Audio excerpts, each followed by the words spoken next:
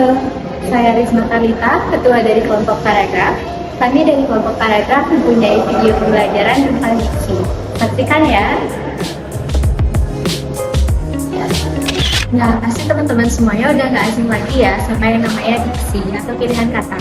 Menurut Kamus Besar Bahasa Indonesia, diksi merupakan pilihan kata yang tepat serta selaras dan bertujuan agar pembaca dapat memahami teks dalam tulisan. Jadi pengertian diksi itu nggak cuma itu aja loh, tapi beberapa para ahli juga mempunyai pengertian diksi masing-masing yang akan dibahas tuntas satu persatu oleh teman saya yaitu Dimas. Halo, saya Dimas. Saya akan melanjutkan materi mengenai pengertian diksi menurut para ahli. Oke, yang pertama menurut Susilo Mansyurudin, diksi adalah pilihan kata. Menurut beliau, pemakaian atau pemilihan diksi yang benar, tepat, serta cermat dapat membantu penulis dalam memberikan nilai pada suatu kata. Pilihan diksi yang sesuai dengan kata lain akan mencegah terjadinya kesalahan penafsiran atau penafsiran yang berbeda dari penulis ke pembaca. Oke, yang kedua menurut Doris Kerak. Kerak berpendapat bahwa diksi terbagi menjadi dua, yaitu pilihan kata atau tentang pengertian kata yang digunakan untuk menyampaikan suatu gagasan, ungkapan yang tepat, serta gaya penyampaian yang lebih baik dan sesuai dengan situasi. Oke, selanjutnya bakal dijelaskan oleh teman saya. Baik, saya akan melanjutkan pengertian diksi menurut para ahli. Pertama, Henry mendefinisikan diksi sebagai sebuah penggunaan kata untuk menyesuaikan suatu pikiran. Widya Martaya mendefinisikan diksi sebagai kemampuan seseorang untuk membedakan suatu nuansa makna. Harimurti mendefinisikan diksi sebagai pemilihan kata dan kejelasan dari suatu lafaz. Nah, teman-teman semuanya udah tahu kan tentang pengertian diksi menurut Kamus Besar Bahasa Indonesia dan juga menurut para ahli. Jadi selanjutnya kita akan beralih ke fungsi diksi. Nah, fungsi diksi ini apa aja sih? Oke, akan dijelaskan oleh teman saya yaitu Caca. Halo, saya Caca. Jadi di sini saya akan menjelaskan fungsi diksi. Yang pertama yaitu membantu pembaca dalam memahami pesan dari suatu karya sastra. Pemilihan diksi yang tepat dan baik dalam sebuah penulisan karya sastra dapat membuat pembaca lebih mudah memahami pesan yang ingin disampaikan oleh penulis melalui tulisannya. Yang kedua, ada komunikasi yang efektif. Pemilihan diksi dalam penulisan karya sastra dapat membantu membuat komunikasi menjadi lebih efektif. Pemahaman yang baik mengenai penggunaan maupun pemilihan diksi sangat penting agar tercipta suatu komunikasi yang efektif dan efisien. Selanjutnya yang ketiga yaitu sebagai bentuk ekspresi. Sesuai dengan pengertiannya, diksi berfungsi sebagai bentuk ekspresi yang hadir dalam gagasan penulis yang dapat dituangkan dalam tulisan maupun lisan. Yang keempat ada hiburan. Pemilihan diksi yang tepat dapat berfungsi sebagai hiburan bagi pembaca. Hal ini berkaitan dengan setiap pesan serta ekspresi yang dituangkan dalam sebuah karya sastra. Setelah kita mengetahui fungsi dari diksi, selanjutnya kita akan membahas tentang tujuan dan ciri-ciri diksi yang akan dibawakan oleh Surya. Halo, saya Surya. Di sini saya akan menjelaskan tujuan dari diksi.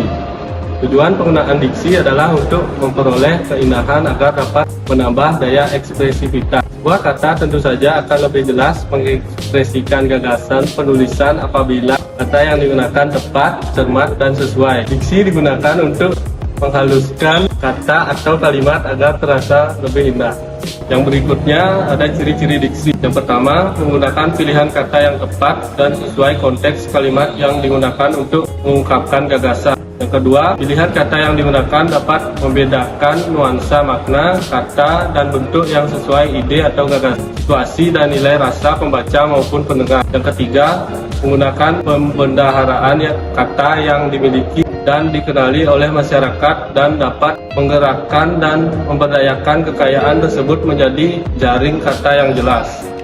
Setelah kita mengetahui tujuan dan ciri-ciri diksi, kita akan lanjut ke jenis-jenis dan contoh diksi yang akan dibawakan oleh Ayu. Halo, saya Ayu. Di sini saya akan menjelaskan tentang jenis-jenis diksi dan contoh diksi. Yang pertama, jenis diksi berdasarkan makna. Diksi denotatif. Diksi makna denotatif merupakan diksi dengan makna yang sebenarnya dari suatu kalimat maupun suatu kata. Yang kedua ada makna konotatif. Jenis berdasarkan makna konotatif merupakan diksi kata maupun kalimat yang memiliki ciri bukan yang sebenarnya. Selanjutnya, contoh-contoh dari diksi. Yang pertama, contoh dari diksi denotatif yaitu jerawat dapat disebabkan oleh sebum yang menumpuk pada wajah. Jerapah memiliki leher yang lebih panjang dibandingkan hewan lainnya. Bagus bekerja keras untuk menggapai cita-citanya. Yang kedua ada contoh konotatif. Banyak pahlawan yang telah gugur di medan perang. Gugur dalam kalimat tersebut memiliki makna konotatif yaitu meninggal dunia. Nah, jenis diksi yang pertama tadi sudah disampaikan dan jenis diksi yang kedua akan disampaikan oleh Dipa. Halo, saya Dipa. Di sini saya akan membawakan tentang diksi yang kedua. Diksi berdasarkan leksi. 1. Sinonim. Sinonim juga penamaan kata atau persamaan kata yang memiliki arti yang sama. Contoh, pandai, pintar. 2. Antonim. Antonim yaitu lawan kata atau perbedaan kata yang memiliki arti yang berbeda. Contoh, rajin, malas. 3. Homonim memiliki makna yang berbeda namun memiliki ejaan yang sama. Contoh kata penting itu artinya keadaan mendesak atau darurat. 4. Homofon. Homofon memiliki makna yang sama namun ejaannya berbeda. Contoh kata yaitu masa dan masa yang memiliki arti yang berbeda.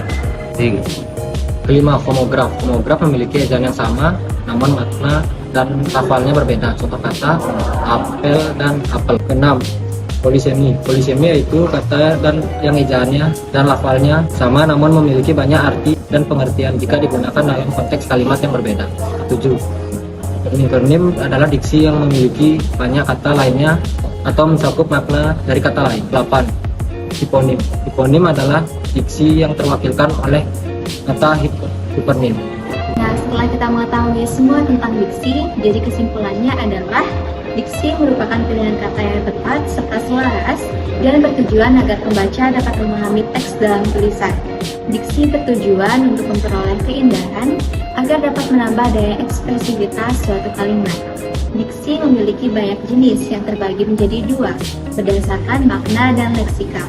Serta salah satu fungsi diksi yaitu sebagai alat komunikasi yang efektif sehingga dapat membuat seseorang atau pembaca lebih mudah dalam memahami suatu teks atau kalimat. Nah, jadi teman-teman semuanya udah pada paham kan tentang apa itu diksi? Semoga dengan video pembelajaran dari kelompok kami dapat mempermudah teman-teman dalam memahami tentang diksi ya. Sekian yang dapat kami sampaikan. Mohon maaf apabila ada kesalahan kata. Kami tutup dengan terima kasih dan dadah!